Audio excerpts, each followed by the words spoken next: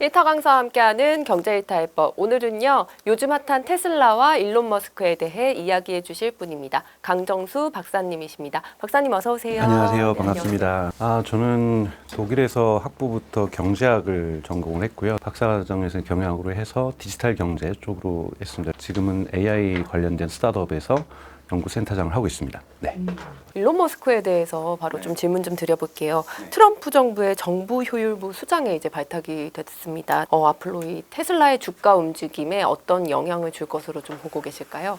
우선은 정부 효율성 위원회 자체의 큰 틀이라고 한다라는 것은 우선은 1980년대 그 레이건 정부의 그 출범 이후에 한번 미국이 크게 이제 작은 정부를 맺히면서 한번 바뀌었죠. 미국의 새로운 산업 정책에 맞춰서 정부 구조가 개편됐다라면 그것이 대단히 오랫동안 약 40년 가까이 지속되었던 부분에서 지금 이미 빅테크라든지 AI 기업이라든지 우주 산업이라든지 신규 산업에 맞지 않는 규제 구조라든지 맞지 않는 비효율성들이 지금 누적되고 있었고 이런 부분들을 해소하는 차원에서 들어가게 되는 거지만 여기에는 일론 머스크가 가지고 있는 사업체하고 이해관계가 많이 맞닿아 있습니다. 대표적으로는 스페이스X가 있고요. 스페이스X 같은 경우는 모든 발사, 매번 발사마다 정부의 허가가 필요한 상황이었기 때문에 대단히 이 속도가 느리게 지체되면서 스페이스X의 어떤 빠른 어떤 발전들이 저해되고 있었던 부분들이 분명하게 존재하고 있고요. 그리고 테슬라 자체의 사명에는 뭐라고 적혀 있냐면은 지속 가능한 사회로의 전환을 가속화한다. 이것이 사명입니다. 여기 전기차라는 단어는 없습니다.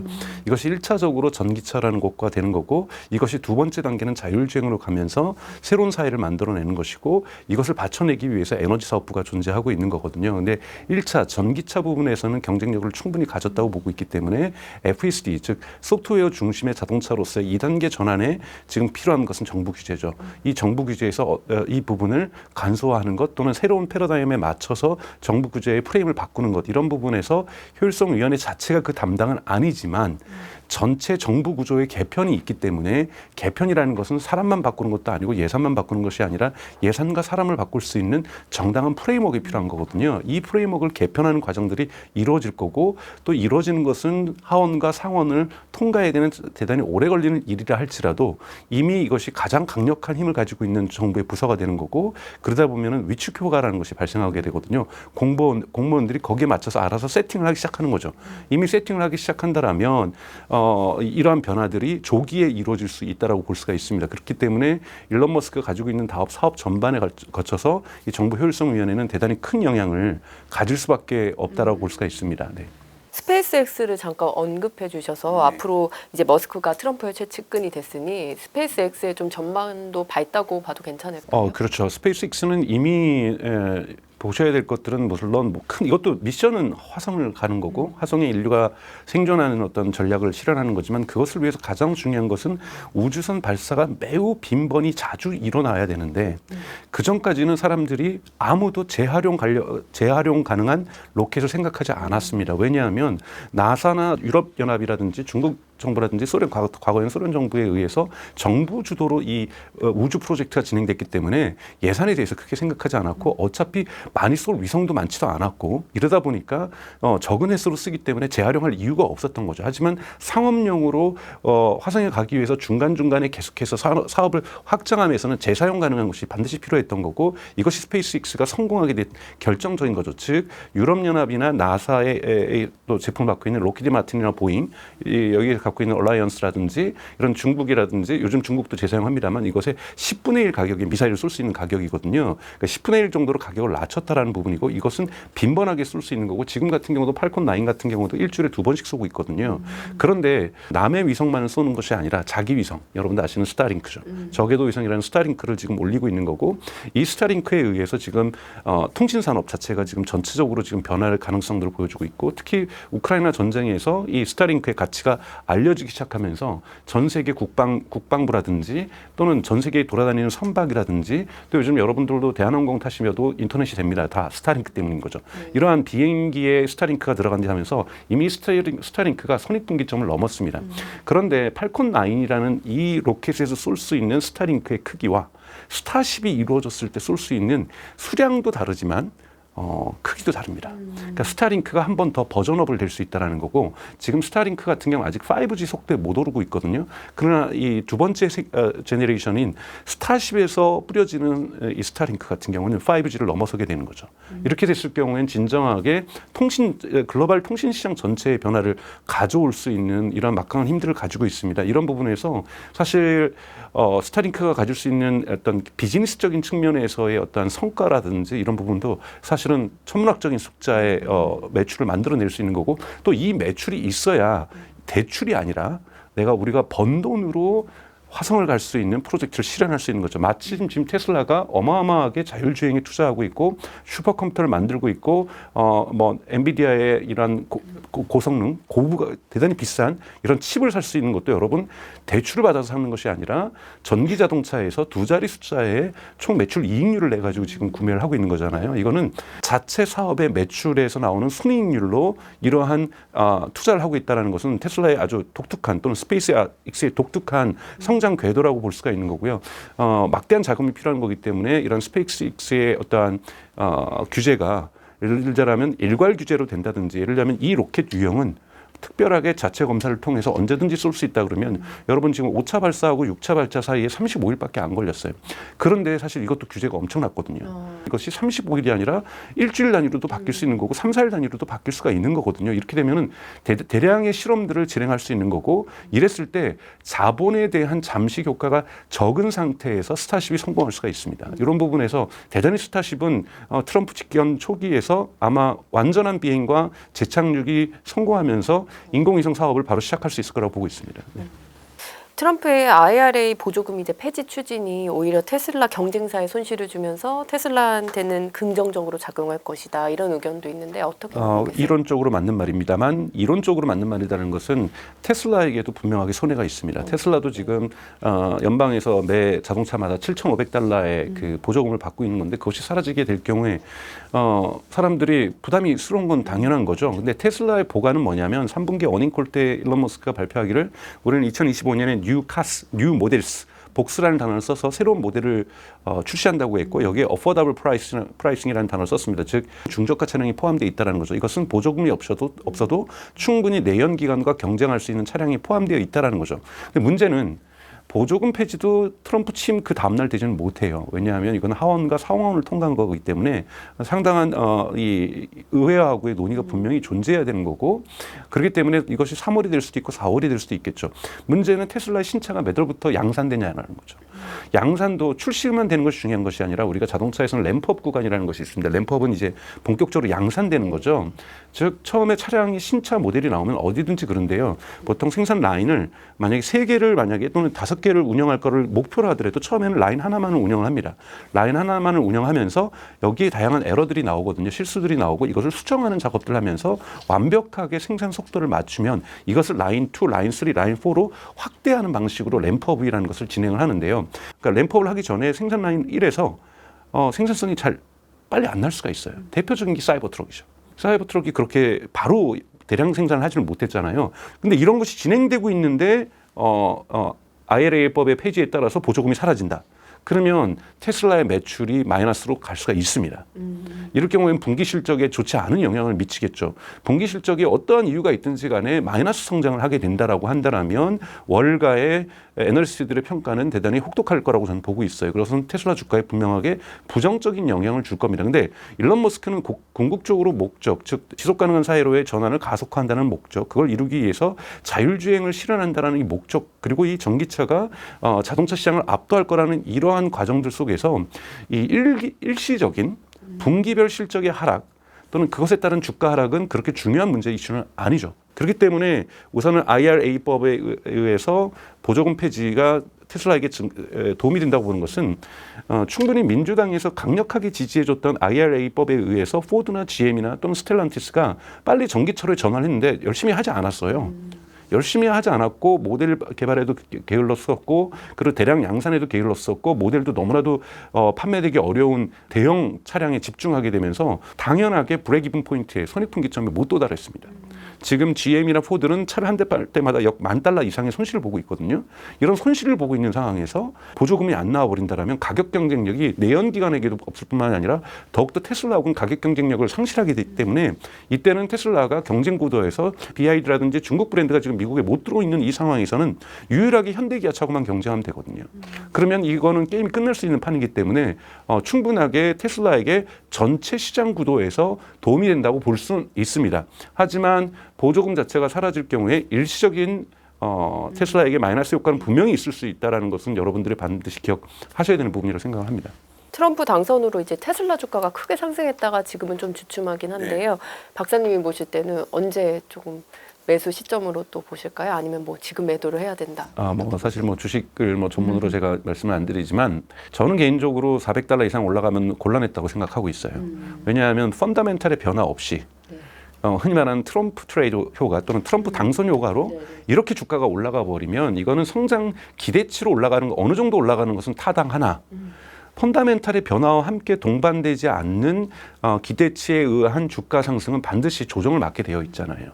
그래서 저는 오히려 지금 쉬어가고 있는 이 모습이 가장 건강한 모습이라고 저는 생각이 들어요. 그래서 지금 주춤하고 있고 또는 일부 마이너스 이번에 캘리포니아에서 만약에 트럼프가 IRA법을 폐지하면은 캘리포니아에서는 보조금을 확대하겠다. 그런데 시장 점유율이 높은 테슬라는 안 주겠다.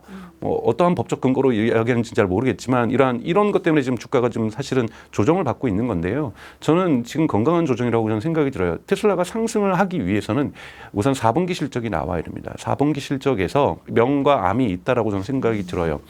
딜리버리 차원에서는 그러니까 즉 판매 대수로 볼 때는 작년 수준을 맞추거나 조금 능가할 거라고 봐요. 지금의 월가의 컨센서스는 작년보다 1, 2%, 5% 줄어드는 거에 대해서 나쁘게 보지 않아요.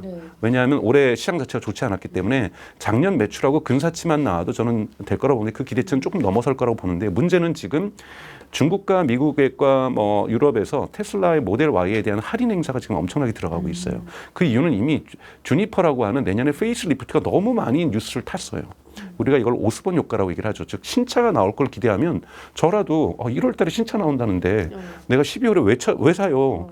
우리 여러분들도 그렇잖아요. 만약에 소나타나 그랜저 사실 때 내년에 새로 나올 거면 올해 안 사시죠. 연식 내년 기다렸다가 사면 되죠. 뭐 급한 것도 아니고. 그래서 보통 자동차에서는 신차 소식을 항상 이런 베일에 이렇게 천 같은 걸 두르고 현대자동차 테스트하는 이유가 바로 그거거든요. 우리 이거 그냥 내부 테스트하는 거지 신차 언제 나올지 몰라. 절대 얘기 안 해줍니다. 내일 나올 거면서도. 근데 지금 현재는 거의 주니퍼가 내년 초에 나온다는 것이 계속해서 사람들이 추론하는 것들이 맞아 떨어져 가고 있거든요. 그러다 보니까 모델 Y는 지금 생산한 모델 Y는 할인 판매를 할 수밖에 없는 거죠. 그렇게 되면 여러분 어떻게 됩니까? 비용이 물론 계속해서 줄어들고 있지만 조금씩 줄어들고 있는데 판매가가 뚝 떨어지면 뭡니까? 판매가 빼기 비용이 흔히 말하는 매출 총이익률이잖아요. 이렇게 되면 매출 총이익률이 줄어들 수밖에 없게 되는 거죠. 그러면 2분기 비해서 3분기 때 자동차분만 볼 때 매출 총이익률이 증가했거든요. 그러면 4분기 때 이것이 줄어들 수 있다는 거죠. 이러면 또 월가에 있는 사람들은 또 실망하거든요. 그래서 명과 암이 있을 수 있다. 이것이 발표되는 것이 1월 2일 날 우선 딜리버리 숫자는 나올 거고 여기에 의해서 주가의 상승은 조금 효과는 있을 것 같아요. 왜냐하면 많이 딜리버리를 할 거니까요. 하지만 1월 20일에서 30일 사이에 이루어지는 4분기 이 실적 발표에서는 이 매출 총이익률이 줄어들 수 있다. 차량 부분에서 이랬을 경우 또 실망도 만들어질 수 있다. 상승의 모멘텀은 결국은 FSD의 시작입니다. 우선 FSD는 두 가지 방식으로 시작이 될 거예요. 첫 번째는 3분기 어닝콜 때 얘기했던 것처럼 2025년에 캘리포니아하고 텍사스에서 지금은 슈퍼바이즈드 인간이 감독하에서 즉 스티어링 휠과 전방 주시를 계속 하고 있는 상황에서만 FSD를 지금 쓸 수 있거든요. 이것을 슈퍼바이즈드라고 얘기를 하죠. 인간 감독이라고. 그런데 만약에 우리가 로봇 택시로 가기 위해서는 진정한 자율주행으로 가기 위해서는 언슈퍼바이즈드가 돼야 되는 거거든요. 그럼 캘리포니아하고 텍사스에서 언슈퍼바이즈드에 대한 테스트를 시작을 할 거예요. 이 테스트 시작 시점이 어떠냐라는 거예요. 물론 지금 이것이 촬영이 끝나고 될 때쯤 되면 FSD 13 버전이 하드웨어 4 어떤 걸 같이 장착된 차에는 일부 뿌려지기 시작할 거예요. 벌써 13은 나올 거고 13이 진정으로 언슈퍼바이즈를 갈 수 있는 거거든요. 인간 비감독으로. 그러면 이 13을 실제로 사람들이 테스트도 하지만 여기에 대한 평가도 중요하지만 캘리포니아하고 텍사스에서 대규모로 테스트를 할 때 여기에서 평가가 좋아야 되고 사고가 많이 나지 않아야 됩니다. 이렇게 될 경우에는 FSD한 마케팅 효과도 있어서 나머지 분들도 이렇게 믿을만 하면 나도 한번 FSD 구독해 구독해볼까? 이 구독을 하게 되면 이것이 AI 매출이거든요. 진정한 의미에서 소프트웨어 매출이 발생하는 거기 때문에 이 매출의 증가폭이 분명하게 두드러질 것이라고 보기 때문에 이 시점이 1분기냐 2분기냐 이 부분이 대단히 중요하고 이 실험이 대단히 성공적으로 진행된다라면 본격적으로 테슬라의 주가는 올라갈 거라고 저는 보고 있습니다. 좀 늦게 오길 전 개인적으로 바라죠. 트럼프는 중국 압박을 좀 기조로 하고 있는데 일론 머스크는 그동안 좀 친중 성향을 보였단 말이에요. 앞으로 머스크가 좀 이런 친중 성향이 좀 변화할 것으로 보세요? 그렇지 않습니다. 그러니까 지금 중국 시장은 자동차 시장으로 볼 때는 제1의 시장입니다. 여러분 미국 시장이 제1의 시장도 아니고요. 그러니까 전 세계에서 자동차 시장이 가장 큰 시장 중국 시장. 압도적으로 2위가 미국, 3위가 유럽연합이거든요. 그런데 이 1위가 전기차 시장은 또 엄청나게 크잖아요. 그러니까 뉴 EV라고 해서 거기는 이제 흔히 말하는 BEV 순수 전기차와 그다음에 그 하이브리드 이런 걸 합쳐가지고 뉴 EV라고 해서 NEV라고 하는데 이것이 지금 벌써 전체 매출에서 50%를 넘어서기 시작했어요. 가장 큰 시장에서 50%가 넘는 가장 강력한 전기차 시장이라는 거죠. 이거를 놓친다라는 것은 거의 뭐 장사 안 하겠다라는 거죠. 심지어 현대기아차도 중국에서 철수했다 요즘 다시 들어갔잖아요. 전기차로요. 그래서 판매가 호조를 지금 받고 있는 거잖아요. 중국 시장은 절대로 자동차 기업으로서는 또 미래를 지향하려고 하는 이런 테슬라 같은 자동차 시장은 놓칠 수 없는 시장입니다. 사실은 이런 부분들이 일론 머스크에게는 우크라이나하고 러시아 전쟁이 빨리 평화적 종결 이런 부분도 본인들이 요구했던 것도 중국 배려해서 그런 거거든요. 중국하고 러시아하고 기본적으로 중국이 친하기 때문에 러시아하고 우크라이나 전쟁하는 것, 우크라이나를 지금 일론 머스크가 처음엔 도와줬잖아요. 스타링크로. 그것이 중국에게는 눈에 가시였던 거죠. 이런 부분들이 빨리 해소되기를 원했는데 너무 오래 끌다 보니 중국하고의 관계가 테슬라의 관계가 안 좋아지고 있는 것. 이런 부분들이 있는 거고요. 트럼프가 대중국 압박을 하지만 두 가지를 구별할 필요가 있습니다. 민주당이 대중국해서 지금 미중 갈등이 이뤄진 거는 정말 민주당은 진심이에요. 중국이 망할 때까지 끝까지 가본다라는 것이 민주당의 입장이라면 트럼프는 만약에 미국의 압도적 우위가 확인되는 순간 타협을 할 가능성이 높습니다.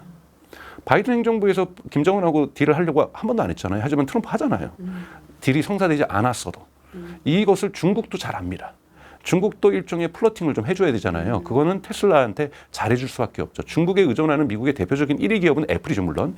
애플이 더 압도적입니다. 여러분, 애플은 전체 아직까지 생산을 이전시키고 있지만 베트남과 인도로 이전시키고 있지만 애플의 전체 제품의 생산량의 80%가 중국에서 이루어지고 있고 매출의 25%가 중국에서 이루어지고 있어요. 이런 부분은 의존도는 애플이 더 강하고요. 그런데 관세 장벽을 2016년에도 했었는데 그 당시 애플은 예외됐었거든요. 그렇기 때문에 테슬라도 어떻게 될지 아직은 확정 지을 수가 없고요. 관세 문제에 있어서. 그래서 대중국을 하더라도 어느 정도의 그러한 이 산술법은 민주당 때하고는 분명히 다를 거기 때문에 이것이 트럼프와 일론 머스크의 마찰이 크게 중국 문제 때문에 증폭될 거라고 보지는 않습니다. 네. 테슬라가 중국 시장에서 10월 판매량은 5% 넘게 감소했다가 11월에 또 크게 올랐다고 하는데요. 중국에서 테슬라의 경쟁력은 뭐라고 보고 계세요? 우선 사실 중국 전기차 기업은 여러분들이 많이 무시하는 분들이 많지만요. 압도적이에요. 왜냐하면 얼마나 압도적이었으면 유럽에서 그 높은 관세를 하고 미국에서 100%의 관세를 하겠어요. 이건 감정의 문제가 아니라요. 중국의 차가 관세 없이 미국에 들어왔을 때는 미국 시장 다 망가집니다. 그리고 유럽 시장도 지금 붕괴되기 시작하고 있고 여러분도 이미 아신 것처럼 폭스바겐, 메세스 벤츠, BMW가 경쟁력을 상실하고 있는 거잖아요. 중국에서도 경쟁력을 상실하고 있고 유럽에서도 경쟁력을 상실하고 있는 정도로 중국의 자동차는 고품격 그 품질 면에서도 안정성 부분에서도 2022년에 다르고 2023년에 다르고 2024년에 다릅니다. 그렇기 때문에 2024년에 중국 차들과 전기차 같은 경우 매우 경쟁력이 높다고 볼 수가 있고요. 이 가운데에서 테슬라가 이렇게 좋은 실적이 물론 월별로 다릅니다만 11월 달은 지금 대단히 좋아지고 있고요. 그리고 12월까지 저는 끝까지 좋아질 거라고 보고 있어요. 중국의 매출은 계속해서 특히 3분기 때도 중국 매출이 대단히 좋았고요. 원래 테슬라의 성격이 분기 말에 밀어내기 같은 판매를 하거든요. 그래서 그 월 초에는 항상 좀 떨어집니다. 11월과 12월은 이 마지막 질주를 할 거고요. 그래야 기록을 만들어낼 수 있고 2023년 판매율이 180만 대 조금 상회했었죠. 이 수치를 만들어내기 위해서는 중국 시장의 판매가 절대적으로 중요하죠. 그래서 테슬라에게는 중국 시장 매우 중요하다는 말씀드렸고 테슬라가 중국에서 어느 정도 경쟁력을 갖고 있냐기 때문에 그것도 이중적이에요. 우선은 중국 정부 입장에서는 테슬라가 매기 효과를 가지고 있어요. 테슬라를 돌고 돌아다녀야 중국 경쟁 업체들의 눈높이가 테슬라에게 맞춰져 있는 거죠. 그래서 테슬라 같은 차량을 열심히 만들려고 하고 모방하려고 하고 뜯어보고 이런 것을 해야 하기 위해서는 테슬라 차량을 합니다만 지금 지금 요즘 중국 전기차 같은 경우에는 퍼스트 스테이지에서 세컨드 스테이지로 넘어가고 있거든요. 즉 내연기관을 구동 장치를 내연기관을 배터리와 모터로 바꾼 이후에 대단히 소프트웨어 중심으로 중국 차들은 전환하고 있고 특히 중국도 자율주행에 어마어마한 투자를 하고 있고 꼭 샤오펑이라든지 또는 뭐 바이두의 뭐 아폴로라든지 뭐 여러 가지 자율주행 서비스들이 지금 만들어지고 있고 그리고 소프트웨어 요즘 드리븐 베이클이라고 해서 SDV라고 하죠. 이런 부분들이 중국 차들에게 많이 장착되고 있어요. 근데 테슬라 같은 경우는 지금 현재 중국에서 아주 부분적인 도로에서 제한적으로 상하이에서 FSD를 실험할 수 있을 뿐이고요. 그리고 오토파일럿. 우리 한국에는 FSD가 여러분 안 됩니다. 오토파일럿이 되는 거죠. 이 오토파일럿도 중국에서 제한적으로 되고 있어요. 왜냐하면 이 지도 문제라든지 안보 문제가 걸려가지고 중국에서 오토파일럿도 제한적이니까 사실은 중국 소비자들 입장에서 테슬라는 소프트웨어 드리븐 베이클이라기보다는 그냥 1세대 전기차 같은 이런 느낌이 좀 강하다는 부분에서 경쟁력이 점점 떨어지고 있는 것은 맞습니다만 중국 정부가 근데 오토파일럿을 풀어주겠다. 조건은 서버를 상하이 이제 기가팩토리에 이제 테슬라가 둔다고 했고 서버를 중국 내에 둘 것, 그리고 내비게이션 지도를 바이두 거를 사용하는 것, 뭐 이런 식의 몇 가지 조건을 가져가면서 중국에서도 오토파일럿은 지금 이제 곧 빠르게 확산되고 있고 그렇게 되면 테슬라도 경쟁력을 가질 수 있고 여기에 FSD가 중국에서 언제쯤 허가를 받느냐. 이거는 저는 테슬라 주가에도 그렇고 이건 테슬라 주가에 날개를 달아줄 겁니다. 왜냐하면 일론 머스크가 2분기 어닝콜 때 2025년 상반기 하반기란 말도 안 했어요. 2025년에는 중국에서 FSD 허가가 될 가능성이 높다고 얘기를 했거든요. 이 부분도 대단히 중요합니다. 왜냐하면 지금 FSD는 미국과 캐나다 에서만 되고 있는 것에 이 흔히 말하는 인스톨 베이스를 중국으로까지 확장할 수 있다는 것. 그리고 중국의 소비자들은 평균적으로 볼 때 미국 소비자들보다 이런 수용성이 좋습니다. 기술에 대한 수용성이 좋기 때문에 가장 보수적인 데는 유럽이라고 볼 수가 있고요. 그렇기 때문에 중국에서 이 수용성이 좋은 데서 된다면 FSD 매출이 급증할 수 있거든요. 그러면 중국과 미국과 캐나다를 합친다라면 의미 있는 FSD 매출이 나올 수가 있는 거기 때문에 중국에서 FSD를 만드는 것, 이건 테슬라의 경쟁력도, 차량의 경쟁력도 높일 뿐 아니라 테슬라의 흔히 말하는 카 컴퍼니에서 AI 로보틱스 컴퍼니로의 전환을 가속화시켜 줄 수 있는 이런 의미를 가질 수 있습니다. 네. 세계 자동차 회사들이 이제 전기차 캐즘 현상 때문에 생산 목표를 뭐 하향 조정하고 신차 출시 미루고 이러고 있는데요. 전기차 캐즘이 좀 언제까지 지속될 것으로 보고 계시나요? 저는 전기차 캐즘은 존재하지 않는다고 생각하고 있어요. 전기차 캐즘은 한국에서 잘못 사용하고 있는 대표적인 언어죠. 왜냐하면 한국은 2023년도에 2022년도 대비해 전기차 판매량이 역성장을 한 유일한 국가입니다. 전 세계에서. 신차 비율에서 50%가 뉴 EV, 그러니까 근데 이제 순수 전기차로 볼 때는 거의 30%에 육박하고 있는 이 중국의 상황을 캐즘이라고 얘기를 할 수 없고요. 캐즘은 여러분 학술적 정의는 뭐냐면 얼리 어댑터 시장에서 초기 머저리티 시장으로 대중시장으로 못 가고 있는 상황을 캐즘이라고 얘기를 해요. 그러니까 한국 상황은 딱 캐즘이 맞아요. 근데 25%씩 신차가 팔리는 거는 이미 머저리티 형성이 된 거고요. 된 거기 때문에 여기서는 캐즘이라는 단어를 쓸 수 없고요. 슬로우 다운이라는 단어를 쓸 수 있죠. 성장률이 둔화됐다라고 얘기하는 것이지 정확하게는 경제학적으로나 경영학적으로나 성장률 둔화지 캐즘이라는 것은 시장이 형성되고 있지 않다라는 거예요. 그리고 그냥 사라질 수도 있다. 저렇게 내수 시장이 안 좋은 유럽에서도 18%를 차지하고 있다라는 거예요. 미국 같은 경우는 이제 9%대를 지금 형성하고 있는 거고 올해도 아마 9%대나 10%대를 형성할 거예요. 이런 시장을 우리가 캐즘이라고 얘기하는 것은 어불성설이고요. 전기차 판매가 안 되는 건요. 대표적으로 흔히 말하는 전통 내연기관 차들이 지금 잘 못하고 있는 거예요. 하지만 예를 들자면 스텔란티스는 지금 미국에서 전기차도 못 만들고 있고 그리고 포드나 GM 같은 경우에 만들면 적자니까 열심히 안 팔고 있고 현대 기아차가 기적적으로 전기차를 많이 파는 거예요. 여러분 창사 이래로 가장 큰 성공을 거두고 있는데 그 성공의 비결은 전기차에 있다라는 거예요. 한국에서 안 사주니까 열심히 미국 가가 유럽 가서 팔고 있는 거거든요. 이 부분을 보셔야 된다는 말씀을 꼭 드리고 싶습니다. 테슬라 사이버 트럭이 막 6번째 뭐 리콜이 되면서 품질 의심을 좀 받았는데 그런데도 일론 머스크는 뭐 안전성이 최고다 이렇게 SNS에 자랑도 하더라고요.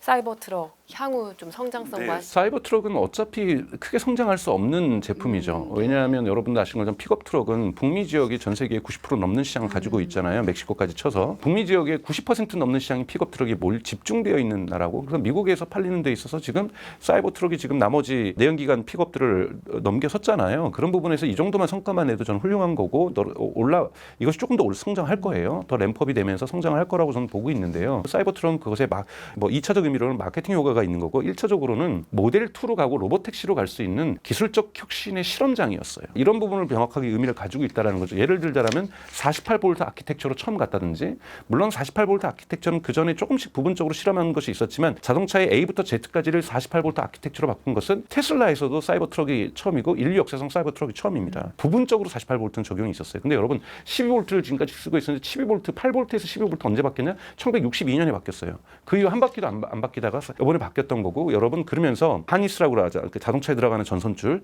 모델 S 같은 경우에 3kg가 넘었어요. 근데 사이버트럭은 300m로 줄어듭니다. 어마어마한 혁신이 이루어지고 있는 거거든요. 왜냐하면 그 안에 있는 컨트롤러를 이더넷으로 연결하면서 300m는 브레이크 시스템이라든지 가속 페달의 최소 안정장치에만 지금 전선줄을 연결한 거고, 나머지는 컨트롤러를 이더넷으로 연결하는 이런 것들을 했단 말이죠. 그러니까 대단히 많은 혁신 실험을 외골격에서도 조금 다른 형태를 만들어냈지만 정말 많은 실험들을 하고 있기 때문에, 그러다 보니까 당연하게 오류율이 발생할 수밖에 없습니다. 기술은 처음부터 완벽한 것이 아니라 자꾸 트라이얼 에러를 하면서 또는 디플로이먼트, 적용을 많이 하면서 기술은 성능을 개선하는 거고 오류를 개선하는 거거든요. 그런 부분에서 다른 어떠한 인류에 존재했던 자동차보다도 실험을 많이 하고 있는 차가 사이버트럭이라고 볼 수 있는 거고, 여기에서 리콜이 이 정도 발생하는 것은 매우 저는 정상적인 상황이라고 보고 있어요. 제가 테슬라를 두둔하려는 게 아니라 여러분 많은 차들이 리콜하고 있고 현대 기아차도 리콜하고 있어요. 근데 이렇게 실험을 많이 한 차에서 이 정도 리콜 나는 거는 안정성에 문제가 있다라고 볼 수는 없습니다. 네네. 2차 전지에 투자했지만 이제 손실을 보고 있는 투자자들이 많은데요. 2차 전지 어떻게 좀 투자 전략을 세우면? 저는 사실은 이제 논쟁하는 걸 싫어하는 편입니다만 2차 전지에 대해서 제가 말을 많이 하게 될 경우에는 많은 분들이 또 댓글도 안 좋으실 것 같고, 그리고 또 그걸로 유명하신 분하고도 제가 입장이 많이 달라서 제가 쉽게 말씀을 못 드리겠습니다만, 제가 말씀드리고 싶은 것은 세계 시장을 보셔야 된다는 거예요. 배터리 시장은 인류 시장 중에서 자동차뿐만이 아니죠. 많은 곳에 들어가고 지금은 ESS 산업에도 어마어마하게 들어가잖아요. 이 시장 지금 폭발적으로 커지고 있고, 이것은 테슬라의 메가팩 부분의 매출이 지금 급증하고 있는 것, 1분기에서 2분기 2배 증가했고요. 이런 식으로 증가하고 있고 내년에는 더 증가할 겁니다. 상하이에 메가팩 공장이 만들어지면은 ESS 시장은 엄청나게 지금 커지고 있고 CATL도 지금 들어가고 있고요. 배터리 시장은 진짜 앞으로 가야 될 시장 중에 저는 10분의 1도 안 왔다고, 100분의 1도 안 왔다고 생각이 들어요. 그리고 테크놀로지도 LFP도 1년에 7, 8%의 퍼포먼스 증가를 보여주고 있고요. 삼원계도 1년에 7, 8%의 증가를 보여주고 있고, 또는 소디움 배터리라고 해서 리튬을 적게 쓰는 배터리도 지금 나오고 있고요. 실험하고 있고, 그다음에 여러분들 좋아하시는 전고체 배터리도 사방에서 실험을 하고 있죠. 이러한 상황에서 어떤 것이 더 좋아라고 얘기하는 이 애국심으로 시장을 보시면 절대 안 된다라는 것. 그러니까 기술은 계속해서 진화한다라는 거죠. LFP 배터리를 무시하면 안 되는 것이, ESS 같은 경우에는요 다 LFP 씁니다. 왜냐하면 이거는 계속 충전하고 방전하고 이걸 많이 해야 되는 거잖아요. 고정된 공간에서. 그렇기 때문에 저렴한 LFP를 쓰는 거고, 또 하나의 시장 조건이 있습니다. 이것이 시장 조건, 기술의 조건으로서 기술이 각각의 이 반도체 형식이 7, 8%의 성장을 하고 있다는 거고, 대표적으로 두 번째 더 중요한 건데, 이번에 이 스웨덴에 있는 전기 배터리 회사가 망했잖아요. 왜 났습니까? 중국의 오버 캐파시티, 과잉 생산해서 그렇습니다. 도저히 가격 경쟁력이 안 되는 거예요. 중국이 지금 오버 캐파시티 하고 있는 것이 세 개죠. 태양광, 패널, 그 다음에 배터리, 그 다음에 전기차예요. 과잉 생산 때문에, 과잉 생산한다는 건 뭐냐면요, 여러분 수요 이상으로 공급을 한다는 거거든요. 이 공급을 하면 장점이 뭐냐면요, 규모의 경제, 즉 평균 가격이, 개당 평균 가격이 내려간다는 거고, 개당 평균 가격이 내려간다는 거, 생산 비용이 내려간다는 것은 가격을 하락시킬 수 있다는 거예요. 그러면 나머지 업체들은 우리는 그 정도 대량 생산을 못했기 때문에 가격 하락을 못 가져가요. 쫓아올 수 없는 수준으로 이 가격 전쟁에서 경쟁사들을 물리쳐내고 있거든요.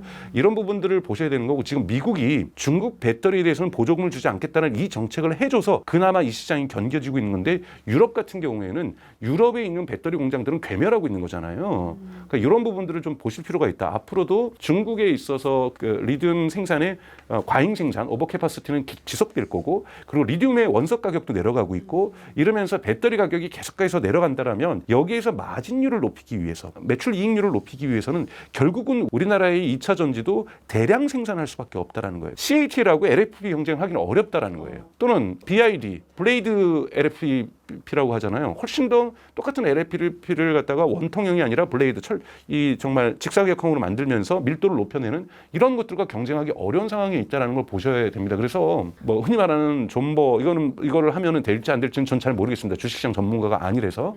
다만 여러분 시장 조건은 반드시 냉철하게 보셔야 되지 이거를 신념과 신앙으로 보시는 문제는 아니라고 저는 생각합니다. 네. 아까 중국 전기차 품질이 정말 많이 올라왔고 실력도 많이 대단해졌다고 얘기를 해주셨는데 그래서 그런지 비와디 지난 3분기 매출이 테슬라를 넘어섰다고 하더라고요.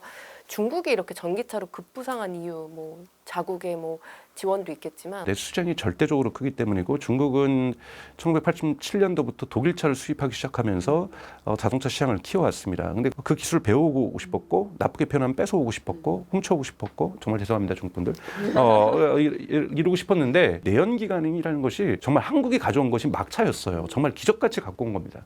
내연기관의 기술을 쉽게 가져올 수가 없었던 거예요. 그리고 내연기관의 이 폭발을 견디는 바디나 샤시 이것도 만들기 어렵습니다. 그러니까 이런 부분에서 중국이 못 쫓아간다고 판단했는데 전기차라는 게 뚝 나온 거예요. 어머? 근데 그 당시 2017년, 2018년에 여러분 어떤 일이 있냐면 중국에서 스모그하고의 전쟁을 선포합니다. 상하이나 베이징의 스모그 현상이 너무 심각해지면서 내연기관으로서 이것은 견딜 수 없다는 정책을 하게 되죠. 그러면서 마침 우리 전기차로 가자. 전기차로 갔더니 어머 내연기관이 필요 없고 내연기관의 파워를 사방으로 전달하는 파워트레인도 필요 없네. 핵심 기술 두 가지가 없으면 우리 이거 해볼 만한 거 아니야? 그리고 또 그 당시에 비아디 같은 기업들이 어디에다 납품하던 기업입니까? 배터리를 모토로라, 노키아, 그다음에 삼성전자, LG전자 휴대폰에 납품하던 업체가 우리 자동차 한번 해보겠다. 해봤는데 자동차도 좀 만들어 보면서 우리 한번 전기차도 가보겠다. 적극적으로 지원한 거죠. 여러분 전기차 기업이 2천여 개 있었어요. 그래서 지금 100여 개로 줄인 겁니다. 근데 중국 정부 이거 10여 개로 줄이려고 해요. 줄이면서 뭐 하고 있냐면요. 이 기업이 부도가 나면요. 이 기술을 이쪽으로 이전시킵니다. 이 기업이 부도가 나면 다시 이 기술을 이쪽으로 이전시키죠. 이런 식으로 하면서 기술을 모아가고 있는 거예요. 이러면서 몇 개의 기업, 지금 100개도 많습니다. 이거 분명하게 20개 정도로 줄일 거예요. 이걸 줄여나가면서 글로벌 경쟁력들을 갖춰나가기 시작할 거거든요. 이러면서 되고 있다는 거고요. 또 하나는 폭스바겐, 여러분 차 잘 만들잖아. 아우디하고 포르쉐도 갖고 있는 회사예요. 기술력이 없겠어요. 벤츠, BMW. 왜 독일 기업들이 지금 위기가 나오고 또 11월에는 보쉬마저도 직원 5천 명을 해고하는 이런 일들이 발생하겠습니까? 자동차 강국에서 전기차도 만들고 있었어요. 잘 만들고 있었어요. 한국에서 좀 불이 좀 나서 그렇지. 그럼에도 불구하고 그 강국이 힘들어하는 이유는 뭐냐면 기본적으로 DNA가 내연기관에 있는 거예요. 권력 구조도 여러분 내연기관 파들이 많이 장악을 하고 있어요. 현대는 흔히 말하는 아버지 회장과 아들 회장이 부회장이 권력 교체기에 이루어지면서 현대기아차 같은 경우에는 신흥 세력이 전기차를 중심으로 해서 재편되면서 권력 구조의 투쟁에서 내연기관파가 패배한 거고 내연기관이 패배하는데 그냥 한꺼번에 사라지는 것이 아니라 점차적으로 하고 있다가 하지만 기아 자동차는 앞으로 올 EV 브랜드로 가기로 했고 제네시스도 올 EV 브랜드로 가기로 했고 현대차에만 일부 세력이 남아 있는 거죠. 이런 식의 어떠한 권력 구조의 재편 과정에서 현대는 마침 기회가 와서 정 회장이 취임을 하면서 신흥 세력으로 권력 구조가 재편되면서 그나마 전기차로 수월하게 가고 있는 거예요. 중국의 전기차가 왜 잘하냐면 고민 처음 할 때부터 전기차를 가야지. 근데 일론 머스크는 어땠습니까? 근데 궁극의 목표가 전기차가 아니었어요. 자율주행의 시대였다라는 거예요. 그러면 자율주행은 언젠가 갈 거니까 지금 전기차를 만들더라도 자율주행에 맞춰서 세팅을 해가기 시작합니다. 근데 중국은 테슬라를 모방한 나라거든요. 그러다 보니까 그걸 같이 모방을 한 게 뭐냐면 아까 제가 말씀드렸잖아요. 그 사이버 트럭 같은 경우는 컨트롤러의 약 한 85%를 내재화했어요, 테슬라가. 포드가 처음으로 자동차를 1907년에 만들었을 때 모델 T를 100%를 포드가 다 만들었습니다. 포드 공장 안에는요, 여러분 철강 공장하고 유리 공장하고 고무 공장도 있었어요. 타이어 업체가 어디 있었어요? 유리 업체가 어디 있었고 철을 어디서 외부에 사와요? 다 자기가 만들었어요. 이거를 프로덕션 뎁스, 생산의 깊이라고 하는데 이게 100이었어요. 그런데 이것이 토요타가 이걸 낮춥니다. 린 프로덕션이라고 하면서 토요타가 쭉쭉쭉쭉 낮추면서 1990년대 후반 2000년대 초반에는 이것이 50에서 60 사이까지 내려갑니다. 그런데 지금 테슬라가 이거를 75로 올렸거든요. 그리고 비아디는 이거 95까지 올렸어요. 그러니까 자체 생산하는 거예요. 하면서 그것이 왜 중요하냐면 이 부품의 덩어리에는 컨트롤러라는 것이 들어갑니다. 여기에 미들웨어라는 소프트웨어가 들어가거든요. 자, 이거를 다 장악하게 되면 이때야 운영체계가 나와요. 이 운영체계가 자동차 운영체계, 궁극의 자동차 운영체계는 컨트롤러 100%를 내재화했을 경우 가능합니다. 애플이 여러분 아이폰 생산하지 않지만 디자인드 바이 애플이라고 얘기하지만 서플라이 체인 매니지먼트를 다 관할하잖아요. 모든 부품에 들어가는 미들웨어를 애플이 다 설계를 하는 거예요. 그거를 주문 제작을 만들어주는 거다 보니까 OS가 가능한 거고 갤럭시 폰도 마찬가지입니다. 근데 지금 테슬라 같은 경우에 사이버 트럭이 85%고요. 모델 Y가 65%예요. 물론 이번에 주니퍼로 가면서 조금 더 증가 증가할 거라고 보는데요. 현대자동차는 30%도 안 돼요, 여러분. 그러면 어떻게 됩니까? 예를 들자면은 소프트웨어 한번 바꾸려면요. 여러분 그 1차 벤더, 2차 벤더, 3차 벤더까지 하면요. 막 7,000개에서 거의 뭐 이 정도의 벤더사가 있어요. 다 모입니다. 자, 이번에 우리가 발표를 합니다. 소프트웨어를 이렇게 바꿀 테니 여러분 돌아가셔서 다 수정해 주세요. 그러면 1차 벤더가 막 돌아가서 야, 바꾸래. 당연히 1차 벤더도 2차 벤더에도 이건 하청을 줬죠, 소프트웨어는. 자, 불러와. 2차 벤더가 저희도 사실은 하청 또 줬는데요. 3차 ben더까지 불러와서 하려면요. 한 번 스택 바꾸는데요. 7개월 정도 걸립니다. 그러면 소프트웨어 바꿔가지고 업데이트 하는데 7개월 걸린다는 얘기예요. 근데 테슬라는 85% 정도면 85% 같은 경우에 그런 유명한 일화가 있어요. 점심시간에 개발자들끼리 밥을 먹다가 우리가 개발자 차원에서 승차감 개선에 기여할 바가 없을까 하다가 누가 한 명 아이디어를 냈어요. 우리가 내비게이션에 보면 흔히 말하는 과속 방지턱이라는 게 나오는데 그때 조금 서스펜션을 조금 변화를 주면 어떨까? 그래, 그 좋은 아이디어다. 그래서 그 다음 점심 먹고 가가지고 개발자가 그날 코딩한 다음에 그 다음날 업데이트해서 그걸 고쳐요. 그래서 과속 방지턱 전에 서스펜션이 변합니다. 그러니까 이것이 가능해지기 위해서는 처음부터 설계를 우리는 궁극에 가서 100%할 거라는 생각을 가지면서 테슬라는 이걸 만들어 나갔다는 거예요. 즉 1차 벤더, 테슬라에게는 3차 벤더는 없습니다만 2차 벤더까지 있는데요. 컨트롤러는 테슬라가 설계해서 줍니다. 그 부품에. 그러니까 이런 부분들이 중요하다라는 거고, 이건 뭐냐면 설계부터 내연기관을 어떻게 전기차로 바꿀까가 아니라 처음부터 자율주행으로 가는 전기차를 지금부터 어떻게 준비할까. 근데 지금 처음부터 컨트롤러를 100% 우리가 못 만드니, 지금은 협업이 필요하니, 뭐 자동차를 만들어봤던 기업도 아니니, 이렇게 하면서 가는 거죠. 그러니까 중국 전기차도 왜 잘하냐면 중국 전기차는 테슬라를 카피캣이기 때문에, 모방하기 때문에 우리도 언젠가는 자율주행으로 갈 거야. 지금 자율주행이 엄청나게 중국 정부가 드라이브를 걸고 있고 중국 기업들이 쫓아가고 있잖아요. 그렇기 때문에 자율주행에 가려면 여러분 100% 컨트롤링도 해야 됩니다. 근데 지금 내연기관에다가 야, 내연기관 불 꺼, 뭐 이렇게 한다고 소프트웨어가 불 꺼지나요? 그냥 가스 페달로 물리적으로 조절하는 수밖에 없거든요. 소프트웨어로 제어되지 않습니다. 그러니까 이런 부분들을 처음부터 구상했기 때문에, 그걸 모방했기 때문에 전기차에 대한 드라이브를 걸어갈 수 있는 거고, 2단계의 그러니까 즉 소프트웨어 중심의 2단계로 지금 중국은 넘어가고 있는데 성공하고 있는 거죠. 말씀해 주셔서 그런데 중국에는 이렇게 자율주행 발전 속도가 빠른데 우리나라는 아직 제자리 걸음이다, 이런 얘기도 많거든요. 한국의 자율주행 현황과 전망을 좀 해주시자면. 현대도 열심히 하고 있어요. 현대기아차도 열심히 하고 있고요. 현대기아차도 국내 기업에만 투자하지 않고요. 여러 군데 다 투자를 하고 있어서 현재 이제 현대기아차도 자율주행에 있어서는 오히려 사실은 독일의 기업들이라든지 뭐 유럽의 나머지 기업들에 비해서는 앞서가고 있다고 볼 수 있지만, 전기차도 국내에서 안 사는데 열심히 뭔가 현대차가 이거를 대규모로 실험할 수 있는 공간이 국내에 존재하지 않고 있어요. 이런 부분들이 좀 어려움이라고 볼 수가 있고요. 또 하나는 자율주행에 접근하는 두 가지 시장의 어프로치가 있습니다. 하나가 웨이모 방식이죠. 웨이모 방식이나 바이두의 아폴로 고와 같은 방식이죠. 즉 특수 제작된 로봇 택시에 자율주행을 실현하는 방법이 있고, 테슬라처럼 테슬라 차량에다가 실현하는 방법이 있어요. 물론 이것도 조금씩 다를 수가 있는데, 예를 들자면 웨이모 같은 방식은 여러분 대당 차량이 20만 달러입니다. 특수한 레이더와 라이다, 뭐 고가 이런 것들이 장착되어 있고, 물론 이렇게 비싸지 않은 레이더하고 라이다를 만들고 보편적으로 판매하는 차량에다가 자율주행을 하는 데가 중국의 리아우터죠. 여기는 이제 그 대형 SUV에다가 라이다하고 레이더를 다는데 좀 소형 저가형을 달긴 달아요. 근데 이건 뭐냐면 특수 차량에서만 계속해서 실험을 하는 거고 기술 진화를 하는 거고요. 그러면 더 빨라요. 지금 웨이모가 훨씬 더 테슬라보다 빠릅니다. 웨이모나 아폴로고가 더 빠르다고 볼 수 있죠. 웨이모 같은 경우는 7월 달에 유료로 결제하는 자율주행 택시 고객이 10만 건이었고 주당 11월에 이것이 15만 건으로 증가하고 있어요. 대단히 확산되고 있다고 볼 수가 있는 건데요. 테슬라는 아직까지 뭐 FSD가 몇 명인지, 테슬라가 유료 구독하고 있는 사람이 몇 명인지 안 밝히고 있잖아요. 아마 웨이모보다 적을 거라고 저는 보고 있습니다. 그런데 테슬라의 장점은 뭐냐면 카메라로만 가잖아요.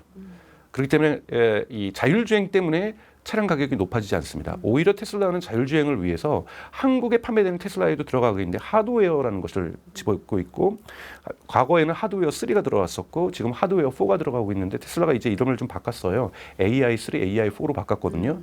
이것이 흔히 말하는 추론칩이 들어갑니다. AI 추론칩이 들어가는데 두 개씩이 들어가는데요. 하드웨어 3에 들어간 추론칩, 이제는 더 이상 판매하지 않고 지금은 하드웨어 4인데, 그때의 추론칩 두 개가 들어갔는데 하나가 애플의 M1 칩에 40개 효과를 냈어요. 대단히 강력한 칩이 들어가고 있는 거죠. 그래서 학습할 때는 여러분 테슬라도 레이더하고 라이다라는 걸 씁니다. 레이더하고 라이다라는 건 음파나 빛을 통해서 앞차의 거리라든지 사물과의 거리를 정확하게 계산하는 거예요. 학습할 때는 테슬라도 레이더하고 라이다를 쓰지만 나머지 차량은 추론만 시키는 거거든요. 이건 카메라하고만 결합해서 그렇게 흔히 말하는 프라이스를 갖다가 가격을 올리지 않더라도 자율주행이 가능하다는 건 뭐냐면, 테슬라가 최근에 총 700만 대를 생산했잖아요. 약 테슬라의 차량에 500만 대의 이 하드웨어가 깔려 있다고 보고 있어요. 그럼 어느 순간 500만 대가 다 자율주행이 되는 거예요. 특수 제작된 차량이 아니라. 이건 뭐냐면 테슬라가 조금 더 느리게 가지만 웨이모보다 어느 순간에 자율주행에 완전히 도달하는 것, 이걸 테슬라는 지금 FSD 13이라고 얘기를 하고 있어서 저도 이제 FSD 13이 곧 공개되니 이것이 어느 정도인지 좀 지켜봐야 될 것 같아요. 근데 이 FSD 13 또는 FSD 14가 나온다고 한다면 저는 궁극에 가서 14 정도가 되거나 15 정도가 돼야 정말로 자율주행이 될 거라고 보는데요. 14, 15가 나온다고 봤을 때 갑자기 500만 대, 600만 대, 그때는 또 차량이 더 팔리니까 매년 180만 대씩 팔리고 있으니까 그러면 뭐 1000만 대가 자율주행이 될 수 있는 시대로 간다라는 거는 규모의 경제 면에서는 이건 비교가 되지 않는 겁니다. 트럼프의 가상화폐 친화 정책과 또 머스크의 좀 지지를 힘입어서 도지코인이 좀 급등했는데 도지코인의 급등세는 뭐 언제까지 이어질 걸로 좀 보고 계실까요? 제가 뭐 코인 전문가는 아닙니다만 뭐 이번에 뭐 사실은 크립토 진영 같은 경우에는 사실 트럼프 대통령을 지지한 건 아니죠. 트럼프 대통령 당연히 지지했는데 선거운동으로 선거 자금은 상원과 하원에 민주당, 공화당 가리지 않고 크립토를 찬성하는 사람들에게 선거 자금을 지원했고 전체적으로 볼 때 하원과 상원에 크립토 찬성파가 이제는 머저리티 다수파가 됐죠. 그렇기 때문에 대통령마저도 그렇게 자기가 크립토 대통령이 되겠다고 얘기를 했으니까 크립토 진영에서는 유사일의 오래된 역사를 갖고 있는 건 아니지만 가장 좋은 미국에서의 정책 환경이 형성됐다라고 볼 수 있습니다. 그래서 크립토 전반에 있어서의 좋은 환경들이 있는 거고요. 또 이번에 가장 크립토에 비판적이었던 뉴욕 증권거래소 위원장이 1월 달에 자기 사임하겠다고 얘기를 했고 그러면 이제 새로운 사람으로 크립토 친화적인 사람으로 바뀔 거고 크립토 진영에게는 언제 다시 이럴 때가 오겠냐 할 정도로 황금기가 지금 시작되고 있고 이것은 도지코인에도 영향이 있는 거고요. 또 뭐 정부 효율성위원회의 영어 표현이 또 도지다 보니까 뭔가 사람들이 상관관계를 갖고 있고 이게 밈적인 거죠. 밈적인 거기 때문에 전적으로 수요와 공급에 의해서 결정되는 것이지 도지코인이 어떤 가치를 만들어내면서 펀더멘탈의 어떤 변화를 만들어내면서 수요와 공급을 변화시키는 것이 아니라 정말 투자자의 유동성에 의해서 그리고 여기도 흔히 말하는 공매도 진영이 있으니까요. 이것과의 어떤 함수와 힘의 관계에 의해서 가격이 결정되는 것이기 때문에 여러분들도 그러한 관계에서 이거를 도지를 보셔야 된다고 보고 테슬라 주가하고는 전 상관관계는 있을 거라고 보고 있고요. 그렇기 때문에 테슬라 뭐 이번에 크리스마스 랠리라든지 또는 연초 랠리가 이어질 경우에는 도지코인에게도 우호적인 환경은 있다. 근데 저희가 도지코인은 가격이 오른다 아니다 이렇게 말씀을 드릴 수는 없고 우호적 환경은 당분간은 지속될 수 있지만 이것이 장기간 갈 거다 이런 건 저는 절대 말할 수는 없는 상황이라고 보고 있습니다. 네. 트럼프가 이제 재집권하면서 향후 이제 4년 동안 빅테크 기업의 희비가 뭐 엇갈릴 것이다. 어떤 그런 빅테크 기업이 살아남을 것으로 예상을 좀 하세요? 우선 이제 트럼프가 빅테크에 어떤 입장을 취하고 있냐를 봐야 될 겁니다. 세 가지를 구별할 수 있는데요. 트럼프는 이제 유세 때 내가 당선되면은 메타의 인스타그램이죠. 네. 저커버그는 감옥 갈 거야. 그리고 구글 너네도 봐라. 유튜브하고 구글 검색에서 내 콘텐츠가 잘 검색이 안 돼. 가만히 안 있을 거야. 분명히 조치를 취할 거라 해서 빅테크에 대단히 경고를 했고 빅테크 CEO들이 당선되기 직전부터 계속 전화하고 당선돼서도 축하 메시지 막 공개적으로 막 날리고 러브샷 날리고 뭐 이렇게 했죠. 그래서 지금 첫 번째로 이제 위험한 대상이 이제 구글하고 메타라고 볼 수가 있고요. 애플 같은 경우는 관세 정책을 저렇게 해버리면 치명적입니다. 근데 2016년에 한번 예외 조항을 받은 기억을 가지고 있기 때문에 애플 또한 이번에는 예외해주겠지. 애플은 이런 기대를 갖고 있지만 관세를 해서 만약에 아이폰을 미국에서 파는데 이거 다 중국에서 생산된 거니까 관세 60%를 매겨버리면 애플 망하는 거죠. 그 다음에 또 있는 것이 아마존이죠. 아마존에서 판매되는 미국의 제품의 60%가 중국 수입품이에요. 그것 때문에 사실 미국 물가가 인플레이션이 잡히는 거죠. 저가로 다 가지고 오는 거잖아요. 그럼 이거 다 올려버리면 여러분 누가 더 치명적인 손해를 입을까? 아마존도 손해 입지만 아마존에서 물건 비싸게 하면은 가처분 소득이 낮은 가정일수록 충격이 더 큽니다. 그런데 가처분 소득이 낮은 쪽이 트럼프에 대한 강력한 지지이거든요. 예외 조항이라는 것들을 어떻게 만들어낼지는 잘 모르겠지만 트럼프가 전적으로 추구하는 것은 트럼프가 얘기했잖아요. 관세라는 것이 뭐 사전에 있는 단어 중에서 가장 아름다운 단어다. 가장 사랑스러운 단어고 가장 귀여운 단어다. 그래서 관세를 통해서 자기는 국가를 발전시키겠다. 이런 지금 정책을 쓸 거기 때문에 빅테크들도 분명하게 여기에서 손해를 입을 수 있고 마이너스를 입을 수도 있는 것은 이 좀 정책이 전개되는 상황을 봐서 최종 판단을 할 수 있을 것 같고요. 트럼프는 여러분 효과적 가속화주의자라는 입장을 가지고 있습니다. 그래서 기술의 발전을 가속화시켜서 인류에게 행복을 가져다 줄 수 있다. 그 사이에 규제라든지 이런 것보다는 빨리 달려가는 것이 중요하다. 그렇기 때문에 규제에 반대를 합니다만 또 일론 머스크는 또 AI 규제에는 또 일부 또 동의하는 부분도 있거든요. 이번에 캘리포니아에서 AI 규제법을 통과할 때 또 찬성 의사를 밝히는 등 좀 애매한 모습을 띠고 있지만 전반적으로 볼 때는 규제가 없다는 것이 아니라 새로운 신산업에 맞는 규제가 새롭게 세팅돼야 된다. 새로운 프레임워크로 맞춰져야 된다는 입장이라고 볼 수가 있습니다. 그래서 규제에 대한 대혁신, 대조정을 머스크는 요구를 할 거고요. 두 번째는 이제 부통령인 제이디 벤스가 있죠. 제이디 벤스는 이제 피터 틸이라는 친구의 아들이라고 할 정도로 피터 틸의 영향을 많이 받고 있는데 이 피터 틸이 흔히 말하는 페이팔 마피아라고 볼 수가 있고요. 페이팔 마피아는 일론 머스크도 포함되어 있습니다. 그리고 여기에는 앤드레스 호로비츠라고 하는 미국의 가장 대단히 강력한 벤처 캐피탈이 있거든요. 이 벤처 캐피탈의 이해가 요즘 어떻게 되냐면 엄청나게 스타트업에 투자를 했어요. 근데 자기네들 볼 때는 이 빅테크들이 다 가로막아가지고 이 스타트업이 성장을 잘 안 해줘요. 벤처 캐피탈 입장에서는 자신들의 스타트업에 수만 개에다 투자를 했는데 엄청난 돈을 한국하고 비교도 안 되는 엄청난 돈을 투자를 했는데 이거를 돈을 회수해야 될 거 아니에요. 다 돈 벌려고 하는 거니까. 그러면 빅테크를 규제를 해가지고 자기네들이 이걸 갖다가 리들테크라는 단어를 써요. 그들이 이 리들테크가 빅테크가 되게 하는 길을 열어주든지 또는 규제를 완화해서 빅테크가 지금 M&A를 못 하고 있어요. 왜냐하면 M&A를 하면 빅테크가 더 커지니까 규정을 완화시켜주면 이 리들테크 업체들, 스타트업들을 인수해 줄 거 아니에요. 그럼 이 사람들은 돈을 벌 수 있는 구조가 되잖아요. 그렇기 때문에 이 부분을 어떻게 조정하느냐. 즉 이것을 대변하는 건 제이디 벤스입니다. 제이디 벤스는 심지어는 바이든 정부에서 가장 유일하게 일을 잘했던 사람을 한 명 꼽으라면 우리 시구라는 공정거래위원장에 있던 리나 칸을 얘기하거든요. 리나 칸이 빅테크 규제에 그냥 선봉에 서 있었던 사람을 그 사람은 제일 잘했다고 얘기를 하고 있어요. 그만큼 제이디 벤스는 실리콘밸리 출신이지만 빅테크에 대한 적대감을 가지고 있는데 이게 왜 가지고 있냐라고 그 근원을 따져가서 보면은 이 VC들하고 연결되어 있어요. 그러니까 즉 이들이 맡고 있어서 이 스타트업들의 이익 실현이 안 되고 있다는 부분이 있거든요. 그래서 이 부분도 조정이 어떻게 되는가에 따라서 이 세계의 균형, 트럼프가 가지고 있는 관세 정책으로 국가 발전을 이루겠다는 이 가장 핵심적인 경제 공약이 애플이라든지 테슬라라든지 아마존하고 충돌할 가능성이 존재하는 거고요. 그리고 자신의 목소리를 막았던 메타와 구글에 대해서는 일정 정도의 저는 양보 정도를 좀 받아낼 거라고 보고 있는 거고요. 요 부분이 한 축이 있는 거고 하나가 일론 머스크를 중심으로 하고 있는 여기에 의 기술 정책이나 산업 정책이 어떻게 형성될 것인가. 또 제이디 벤스가 부통령이지만 부통령은 미국에서는 어떤 행정력도 갖고 있지 않습니다. 얼마나 트럼프가 귀담아 들을지도 사실 알 수 없어요. 개런티가 전혀 안 돼 있어요. 그래서 사실은 지금은 제이디 벤스보다는 부통령보다는 일론 머스크가 영향력이 더 크다고 얘기를 하는 거거든요. 근데 벤스도 이제 차세대 인물이고 다음 대통령 후보이기 때문에 나름대로 이 삼각관계가 어떠한 긴장관계와 갈등과 화합을 하모니를 만들어내는 거에 따라서 명함은 갈릴 것이라고 보고 지금 나오는 것들은 다 그냥 추측성 뭐 이러한 명함에 대한 이야기들이라고 볼 수가 있습니다. 네. 박사님은 그 AI 거품론에 대해서 좀 어떻게 생각하고 계시는지 궁금하고 이걸 좀 잠재울 수 있는 뭐 AI 서비스라고 하면 좀 어떤 게 있을까요? 거품론은 맞냐 아니냐고 한다면 전 거품론 맞다고 생각해요. 네. 근데 특정 기술은 사회에 어떠한 변화를 가져올 때 항상 거품을 가지고 옵니다. 한국 사회가 그걸 많이 못 겪어봐서 그렇지만 철도가 엄청난 거품이었죠. 철도가 역사상 가장 큰 규모였고 그 거품이 터졌습니다. 터지면서 심지어는 영국의 중산층이 한 10년간 몰락했다고 할 정도로 왜냐하면 철도는 처음부터 민간에서 투자를 했기 때문에 국영산업이 아니었죠. 공공이 아니었죠. 민간이 부도가 나면서 공공이 인수하면서 공공산업으로 전환이 됐습니다. 그래서 영국 같은 경우는 100개가 넘는 철도 회사가 있었어요. 다 망했거든요. 이러면서 여기에 투자했던 중산층들 돈 다 날아가고 그리고 또 여러분 2000년대 초반에 닷컴 버블이 터졌잖아요. 그러면서 좋아졌던 점 뭐냐면 철도가 많이 생겼고 유선망이 한국에 많이 깔렸어요. 그러면서 그 이후에 발전의 토대가 됩니다.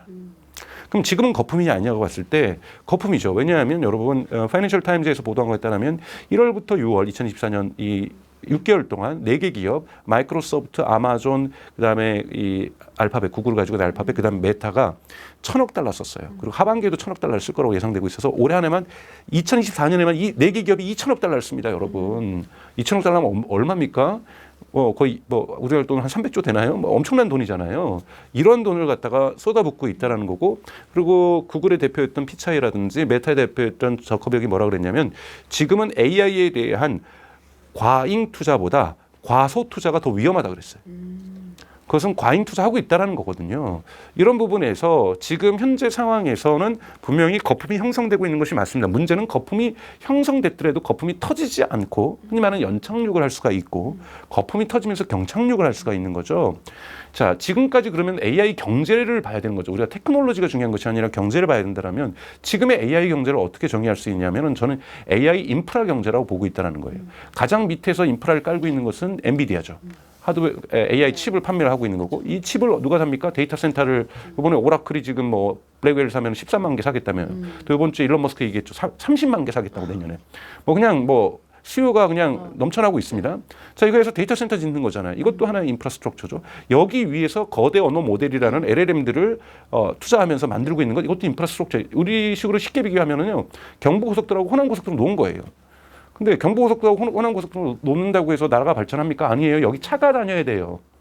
차가 한 대도 없으면 그냥 요즘 지역에 가면 그런 도로 있잖아요. 도로 하나 깔았는데 차 하루 종일 6대 다니는 도로. 이런 것이 전국에 다 있다고 생각하면 거품이 꺼지는 겁니다. 정주영 회장이 뭐 정말 그랬는지는 모르지만 그랬다는 말이 있어요. 경부고속도로를 지면서 현대건설이 돈을 벌면서 근데 돈은 여기 올라가는 차들이 돈 더 벌겠는데? 우리 자동차 회사 만들자. 그래서 탄생한 게 현대자동차입니다. 그러면 결국은 이 AI 인프라 위에 어떤 서비스가 꽃을 피우느냐에 따라서 결국은 돈을 버는 건 서비스입니다.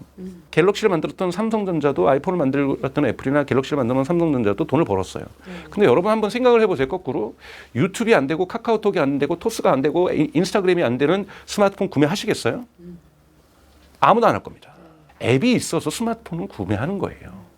앱이 뭡니까? 서비스죠. 이걸 통해서 여러분들 커머스를 하시는 거고 이걸 통해서 뱅킹을 하시는 거고 이걸 통해서 소셜 네트워킹 서비스를 하는 거고 이걸 통해서 미디어 소비를 하는 거고 이걸 통해서 당근 마켓을 하는 거고 그럼 여러분들이 AI를 쓴다는 건 뭐냐면 챗GPT를 쓴다는 것도 의미가 있긴 해요. 이것도 서비스는 해요.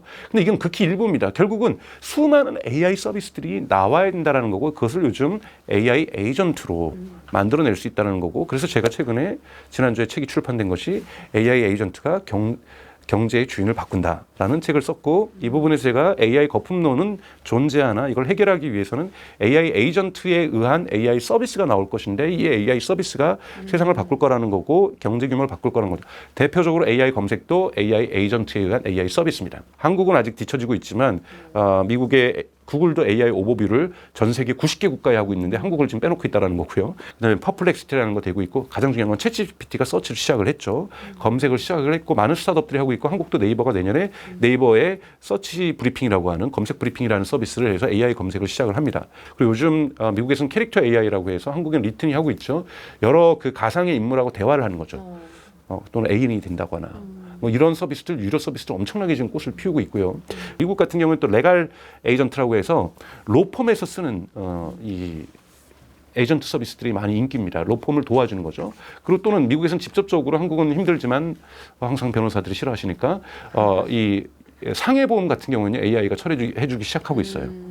아주 저렴한 비용으로. 그래서 과거에는 변호사 쓸 것을 엄두도 못 냈던 저소득층에서 이 부분을 많이 쓰고 있고요. 브라질 같은 경우에는 교사를 도와주는 AI 서비스가 인기입니다. 40만 명이 지금 쓰고 있는데 한국도 보면 교사들이 학교에서 주는 이상한 뭐 교육청에서 뭐 조사해라, 교육부에서 뭐 조사해라, 뭐 이런 일가로 더 지치잖아요. 이런 거를 AI가 대신해주는 이런 서비스들이 나오기도 하고 있고요. 이런 다양한 서비스들이 B2C 시장에서도 나오고 있고요. B2B 시장에서도 흔히 말하는 SI 기업들이 만들어내는 이 소프트웨어를 AI 에이전트가 쉽게 만들어내는 것. 예를 들면 대표적으로 마이크로소프트의 클라우드 스튜디오라든지 이런 서비스들이 나오면서 이 시장이 재편되기 시작하고 있고 이런 부분에서 2025년은 AI 에이전트에 의한 AI 서비스가 얼마나 성장하는가에 따라서 여러분 스티브 잡스가 2007년에 아이폰을 들고 나왔지만 앱스토어는 2008년에 시작했고 앱스토어에 본격적으로 앱이 증가하는 2012년부터예요. 여러분 2012년부터 스마트폰이 대중화됩니다. AI 서비스가 대중화돼야 되고 이 AI 서비스가 전통 서비스에도 녹아 들어갈 때 이런 저희 어머니 아버지가 무슨 AI 서비스가 뭔지 어떻게 알겠어요. 챗GPT를 어떻게 써요. 근데 그런 분들도 이게 AI인지 아닌지 모르게 써야 되는 것이 진정한 AI 서비스라는 거예요.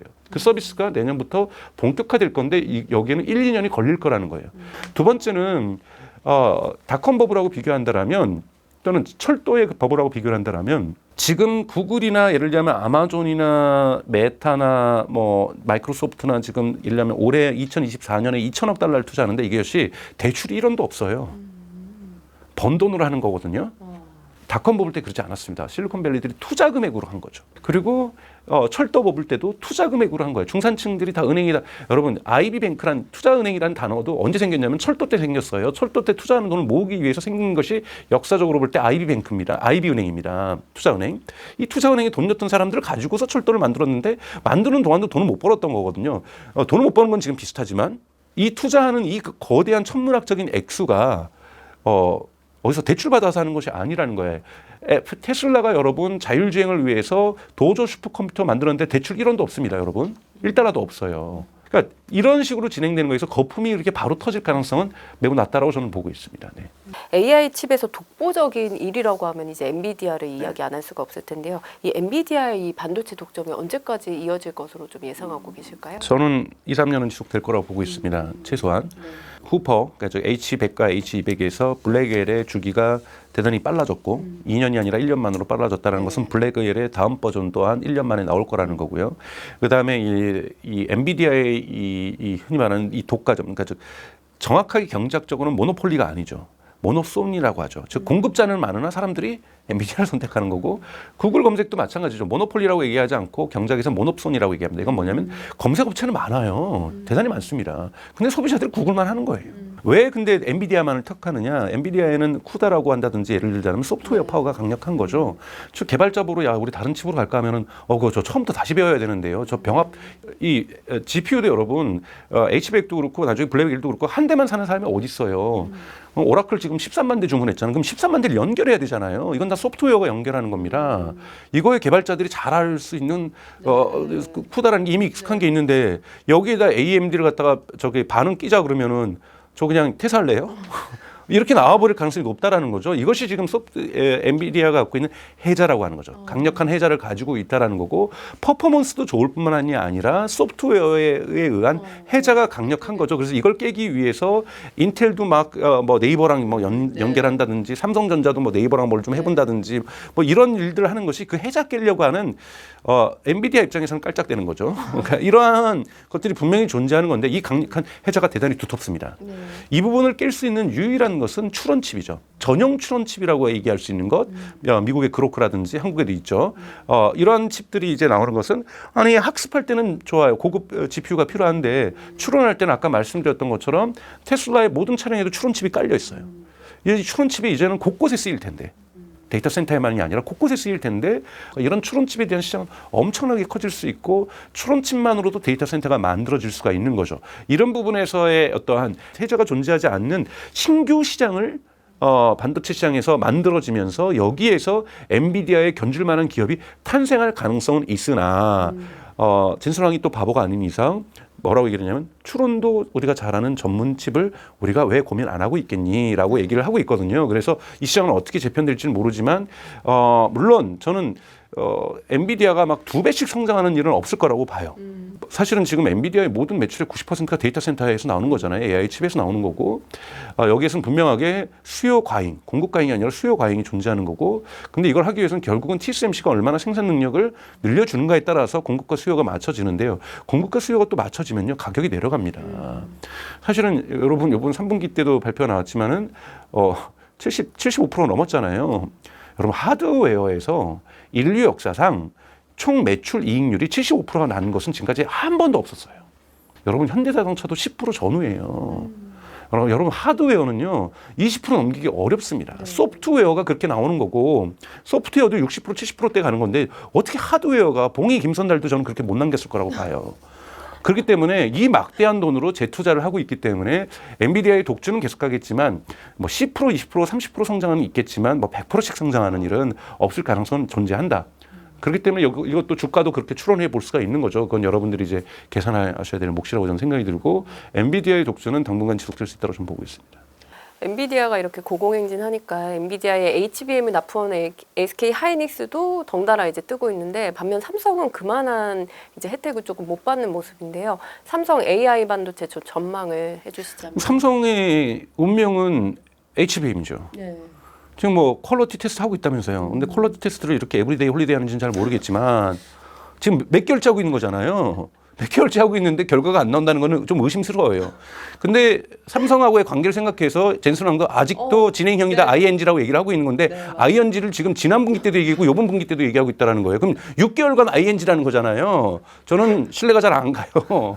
그러니까 저는 삼성에게 있어서의 그 숙명적인 과제는 HBM을 엔비디아에 납품하는 그 시기라고 보고 만약에 그것이 성공한다라면 반등의 기회는 올 것이다. 두 번째는 이것을 램프업해야 됩니다. 퀄리티가 된다고 해서 다 되는 것이 아니라 양산해야 되는 거거든요. 양산에서도 퀄리티가 유지돼야 되는 거죠. 예를 들면 제품 10개 만들고 100개 만드는데 수율을 유지하는 것 이거는 할 수 있어요. 지금 이걸 통과를 못한 거예요. 두 번째 통과는 뭐냐면 그러면은 하루에 막 10,000개씩 찍어내는데 심사도 많이 해야 되잖아요. 보통 HBM은 일반 D램하고 다르게 심사 과정도 많잖아요. 이것까지 다 해서 수율이 맞춰줘야 되는 거거든요. 그러니까 즉 첫 번째 과제는 엔비디아의 퀄리티 심사를 통과하는 것, 두 번째는 램프업을 하는 것, 양산하는 것. 이 두 가지 과제를 이뤄낸다라면 삼성에게 반등의 기회는 있지만 이거에 만약에 실패하거나 딜레이하거나 포기한다라면 저는 삼성은 인텔의 운명을 가져갈 거라고 보고 보잉의 운명을 가져갈 거라고 보고 뭐 궁극적으로 IBM의 운명 그냥 고만고만한 회사가 될 가능성이 높다고 보고 있습니다. 중국 AI 인재들이 이제 미국에서 경험을 쌓고 본국으로 돌아가서 이제 탄탄한 지원을 받으면서 이제 무섭게 성장을 한다 이런 이야기가 있는데 중국의 향후 이제 AI 산업이 미국과 비교해서 한 어느 정도 성장을 할 것으로 좀 보고 계십니까? 뭐 명확하게 정확하게 측정한다고 볼 수 없지만 이번 주에 사실 자주 발표합니다. 스탠포드 대학에서는 AI 지표, 국가별 경쟁력 지표를 발표를 하는데 압도적으로 미국이 1위이고요. 2위를 그래도 큰 차이가 아니게 중국이 쫓아오고 있고요. 아주 큰 차이로 3위로 영국이 쫓아오고 있고 그다음에 인도가 쫓아오고 있고 프랑스가 쫓아오고 있고 뭐 이러면서 한국이 7위 정도를 하고 있어요. 근데 7, 8, 9위는 거의 비슷비슷하거든요. 그런데 1, 2위에서 지금 흔히 말해서 AI 신냉전 체제로 저는 생각을 하고 있어요. 중국하고 지금 미국이 가고 있는 거고 그렇게 반도체 규제를 함에도 불구하고 그래서 미국의 일부 싱크탱크에서는 한국의 2019년 한일 갈등에서 반도체 소재 부품 장비와 관련된 규제가 일본에서 있었을 때 오히려 그것이 한국에서 반도체 산업이 성장하는 모멘텀이 됐던 것처럼 미국의 중국 규제가 AI 규제가 중국의 독립적인 생태계 형성에 도움이 됐다라는 일부 주장도 있어요. 근데 뭐가 맞는지는 모르겠지만 결과적으로 볼 때 예를 들자면 알리바바가 만들었던 관 2.5라고 하는 오픈소스로 만든 거대 언어 같은 경우는 지금 일본 기업들도 받아서 쓰고 있고 정말로 많이 평가가 좋고요. 또 11월 이번 주에 초반에 발표했던 딥시크라고 하는 서비스, 챗GPT하고 유사한 서비스인데 추론 능력이 거의 벤치마크에서는 오픈AI의 O1보다도 좋아요. 이러한 실력 있는 LLM을 만들어내고 있다는 부분에서 중국은 명확하게 AI 부분에서는 미국하고 견줄 정도는 아니지만 조금은 뒤처져 있지만 그래도 비교할 수 있을 정도 수준으로 가고 있다는 부분이고 특히 군사 AI 부분은 미국도 인정하지만 중국이 일정 부분 앞서 있다고도 인정하는 거거든요. 그래서 트럼프가 공약을 내걸었던 것이 AI 디펜스, 즉 국방 AI와 관련돼서는 맨하탄 프로젝트를 하겠다고 얘기를 했어요. 맨하탄 프로젝트는 여러분 아시는 것처럼 1943년에서 46년 미국에서 핵폭탄을 만들기 위해서 전국에 있는 전 세계에 있는 물리학자를 강제로 데려와서 사실은 강제로 데려왔죠. 그래서 주거 이전의 자유도 안 주면서 거기서 핵폭탄 만들었던 것을 지금 다시 하겠다라는 거잖아요. 그래서 국방 AI에서는 압도적으로 중국을 이기겠다는 것이 미국의 전략 목표를 세울 정도로 중국이 막강하다라는 거예요. 또 하나는 이러한 유학생의 분포를 보면 되는데 미중 갈등 기간에도 중국 유학생은 미국 정부가 막지 않았습니다. 그래서 많은 컴퓨터공학과 쪽에서의 중국 유학생들이 미국을 가는데요. 블룸버그의 조사에 따르면 그들 친구들의 90%가 넘게 중국으로 돌아갑니다. 근데 한국은 75%가 넘게 미국에 남습니다. 그리고 여러분들 뭐 보시는 분들 사실 솔직하게 인정할 건 인정해도 여러분 자식분이 여기 한국에서 대학 나왔다가 미국에서 대학 나왔는데 미국 AI 기업에 취업됐다. 그러면은 부모로서 얘야 들어오거라 고국을 생각하거라 이렇게 하시겠어요? 여러분 월급차가 얼마인지 말씀드릴까요? 오픈 AI의 AI 전문가로 취직을 하면요 대학교 석사가 아닙니다. 대학 학부 졸업 초봉이 1밀리언이에요. 100만 달러예요. 월급에서 비교가 되지 않는 겁니다, 여러분. 그러면 100만 달러를 받는 자식에게 얘야 고국을 생각을 하기 위해서 너가 연봉 2억이 되더라도 참고 와야만 한다라고 여러분들이 주장하실 수 있습니까? 안 되는 거예요. 한국은 우선 가장 중요한 건 AI 인재가 없습니다. 그리고 한국 사회가 계속해서 위축되고 있고 경제가 위축되고 있고 인구가 소멸하고 있고 전망이 안 좋으면요. 이거 도미노 이펙트 생겨요. 그러니까 상층부부터 탈출 러시아화가 이루어집니다. 자식들 유학 보내서요. 거기서 그쪽에서 취직하기를 원합니다. 그럼 고급 인재들이 계속해서 유출되고 있는 거예요. 가뜩이나 고급 인재가 의사하고 변호사밖에 안 해가지고 나라가 발전 안 하는 겁니다, 여러분. 기계학과에 엔지니어학과에 사람들이 안 가고 기초과학에 안 가고 다 의사 아니면 여러분 인구당 의사가 제일 많은 나라가 어딜까요? 이란이에요, 이란. 이란은 석유 부호들의 자녀들이 의사 아니면 먹고 살 게 없어서 의사하고 있어요. 그런 나라가 잘 살지 않습니다, 여러분. 각계각층의 기초과학에 응용과학에 곳곳에 가 있어야 인재가 발달하지. 미국에서 모두 다 공부 잘하면 의대 가나요? 아니에요. 컴퓨터공학하고 다 구글에 취직하려고 하고 다 오픈 AI에 가려고 하잖아요. 의사보다 훨씬 더 값진 일이고 훨씬 더 돈도 많이 버는 일들이란 말이죠. 한국 사회가 이것이 바뀌지 않는 이상 결코 AI에서 경쟁력을 갖기 어렵다고 저는 보고 있고 중국이 앞서가는 이 부분은 여러 가지 내수 시장과 중국 정부의 의지, 막강한 자본적인 어떤 지원들, 국가 보조금들도 있지만 인재들의 귀환 이 부분도 명확히 있다라고 말씀을 좀 드리고 싶습니다. 네, 오늘 박사님 모시고요. 테슬라를 비롯한 다양한 산업에 대해서 이야기 들어봤습니다. 박사님 오늘 말씀 감사합니다. 네, 고맙습니다.